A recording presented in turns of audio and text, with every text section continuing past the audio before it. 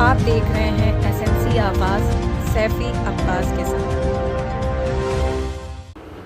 नमस्कार, एसएनसी आवाज़ में एक बार फिर आपका स्वागत है। हार की मायूसी के बाद जो जीत मिलती है उस जीत की एक अलग बात होती है और उस जीत का रंग भी अलग होता है। जिस तरीके से सिंगरौली नगर पालिक निगम में भाजपा महापौर प्रत्याशी चंद्र विश्वकर्मा की हार हुई है, उसके बाद भारी दबाव सा महसूस था कि निगम अध्यक्ष का जो पद है वो कम से कम भारतीय जनता पार्टी को मिले। हालांकि भाजपा के 23 पार्षद थे, ऐसे में इस जीत को लेकर वो आश्वस्त थी, लेकिन उसके बाद भी जिस तरीके से उन्होंने आरोप लगाया कि कांग्रेस के प्रत्याशी और उनसे जुड़े हुए लोग एक नेटवर्क फैलाए हुए थे और ख़रीद फरोख्त का हिस्सा बने हुए थे, ऐसे में पार्षदों को एकजुट में रखना भी अपने आप में एक बड़ी बात थी। लेकिन उन्हें भरोसा था कि जो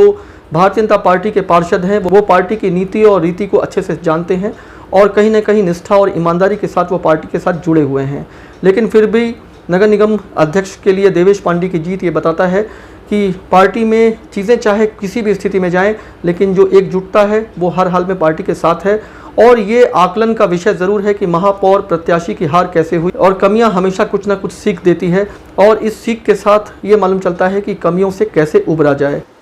देखिए, किसी भी चुनाव पर हार जीत के बाद आरोप प्रत्यारोप लगाए जाते हैं। मेरा ऐसा मानना है कि भारतीय जनता पार्टी जिस तरह से इस क्षेत्र में निर्विवाद रूप से जीतते आ रही थी,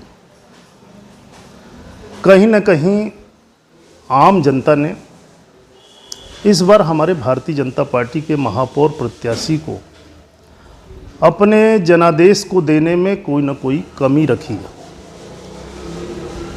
भारतीय जनता पार्टी का पूरा संगठन लगातार इस चुनाव पर अपनी पैनी नज़र रखा था,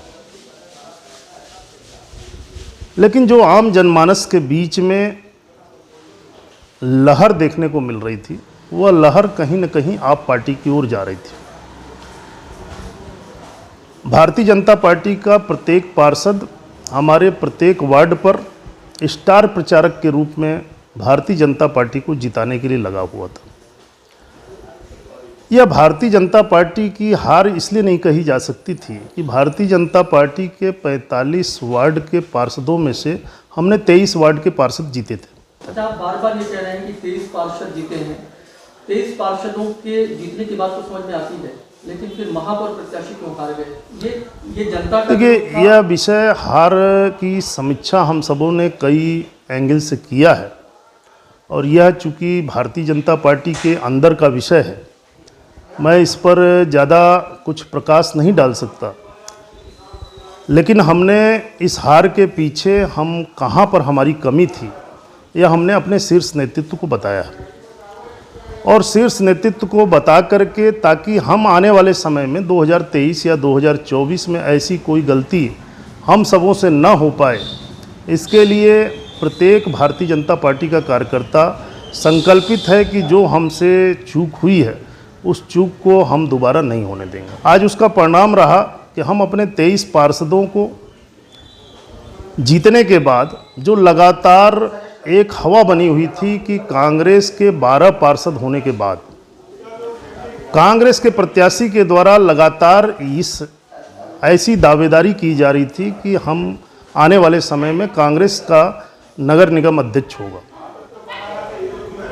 हम भारतीय जनता पार्टी के समस्त पार्षदों को एकजुटता दिखाते हुए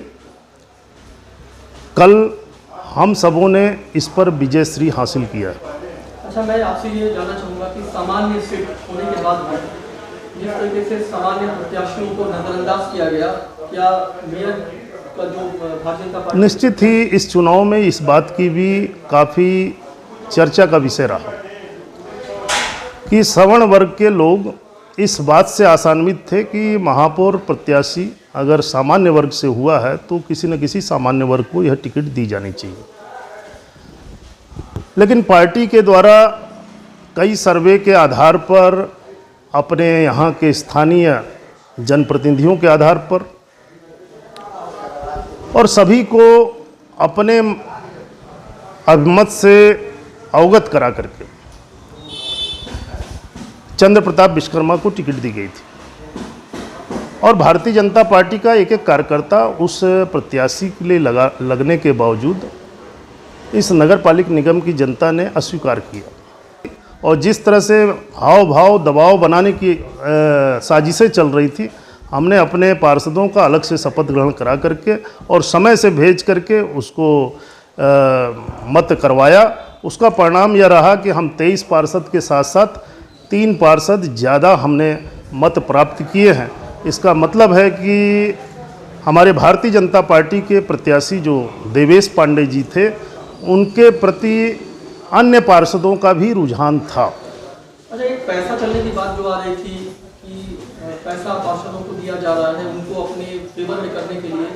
तो क्या आपके जो पार्षद थे उन पर भी इस तरह का कोई दबाव डाला जा रहा था? हमने कई तरह से कई दिशा में इसको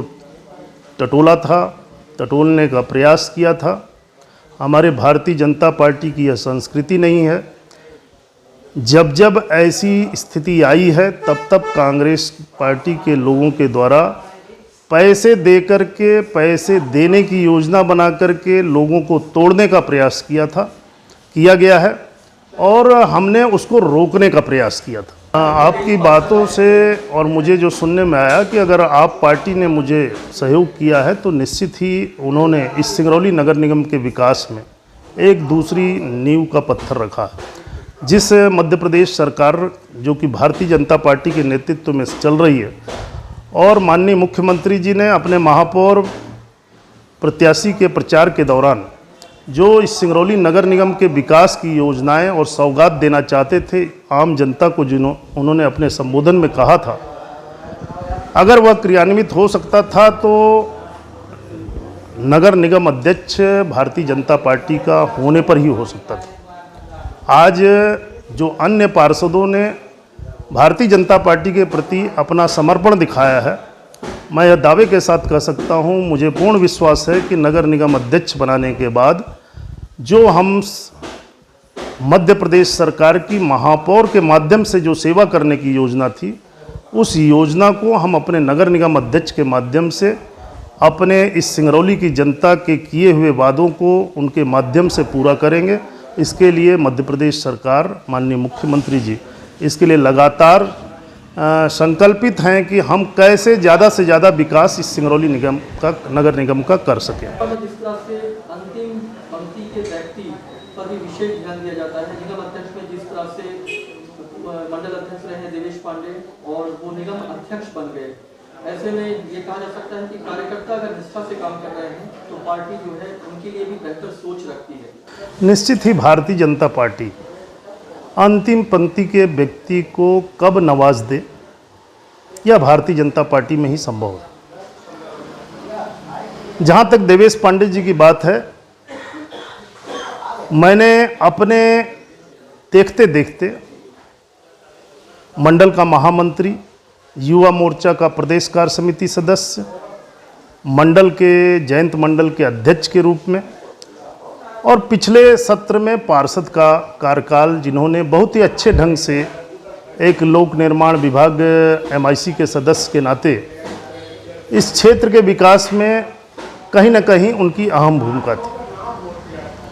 प्रत्याशियों के चयन में एक जिले के मुखिया होने के नाते मुझे इस बात की खुशी है कि मैंने अपने एक मंडल अध्यक्ष को एक सामने वाले ऐसे बाहुबली के सामने में खड़ा किया था जिस पर पूरे इस सिंगरौली नगर निगम की नज़र रखी हुई थी कि इस चुनाव किस करवट लेगा। आज एक ज़िले के मुखिया होने के नाते, एक इस ज़िले का गार्जियन होने के नाते आज मुझे इतनी खुशी है कि जिस तरह से बाप को बेटे के लिए खुशी होती है बढ़ते हुए देखने पर, आज इस बात की खुशी है कि मेरा एक मंडल अध्यक्ष इस नगर निगम के आने वाले 5 वर्षों में इस क्षेत्र में अपने विकास की योजनाएं ला करके इस क्षेत्र का विकास करेगा और हम भारतीय जनता पार्टी के कार्यकर्ता, एक संगठन के व्यक्ति को यह पद दिया गया है। मैं आपको दावे के साथ कह सकता हूं कि इस आने वाले 5 वर्ष में एक नया इतिहास रचता हुआ दिखाई देगा।